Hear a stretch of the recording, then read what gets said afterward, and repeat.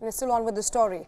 The world was taken by storm on Saturday after Russia's infamous Wagner PMC group abandoned their post in Ukraine, crossed the border uncontested and seized the Russian city of Rostov-on-don with ease. While the move orchestrated by the Wagner chief Yevgeny Prigozhin might be the biggest existential crisis Putin's regime has faced in over 2 decades. Negotiations with Belarusian president and neutral ally Alexander Lukashenko successfully convinced the mercenaries to cease their march to Moscow. Reports state that Prigozhin will now move to Belarus following the attempted mutiny, with Kremlin choosing to drop all charges against the Wagner chief. However, given the weight and scale of the incident, what does this mean for the Russian war effort and the troops aiding it, and also conscripts and mercenaries alike? Putin's critics have claimed that this incident will damage the leader's carefully curated strongman image. Moreover, during the occupation of Rostov-on-don, Prigozhin himself alleged that the high-ranking Russian military personnel were misleading Putin on the progress of the war effort, specifically on the number of Russian casualties.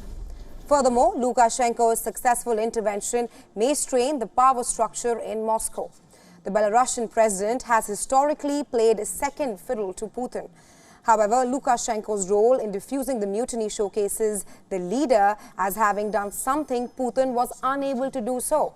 It remains unclear if Kremlin will decide to go back or sideline the defense minister Sergei Shoigu and chief of general staff Valery Gerasimov, architects of the Russian war effort, whom Prigozhin has slammed for a failure to supply the Wagner PMC with much-needed ammunition.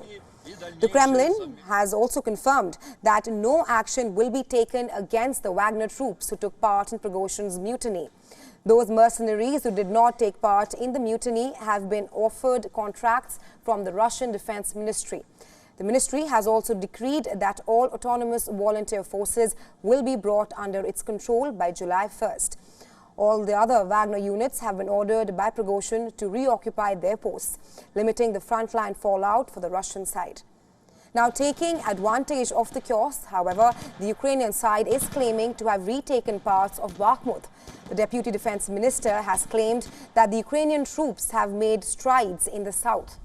Ukrainian commander Alexander Stranskyvy has also claimed that certain key areas west of Donetsk have been under Russia's control since 2014, and they have now been liberated on Saturday. In conclusion, Wagner's brief mutiny has exposed Russia's failure to secure its war effort. It has also brought to the forefront major issues on the Russian side that were being swept under the carpet by Moscow. The capture of Rostov-on-don, Russia's staging garrison for the war effort, has shown how fragile the nation's logistics and supply lines are. The mutiny has also exposed the follies of relying purely on the auxiliary forces for frontline battle. The forces who have proven to be much more cohesive and driven than the Russian conscripts in Ukraine. For Putin, the damage control may not be enough to undo the harm that Wagner's mutiny has caused. It remains to be seen if Russia's war effort will recover from this blow.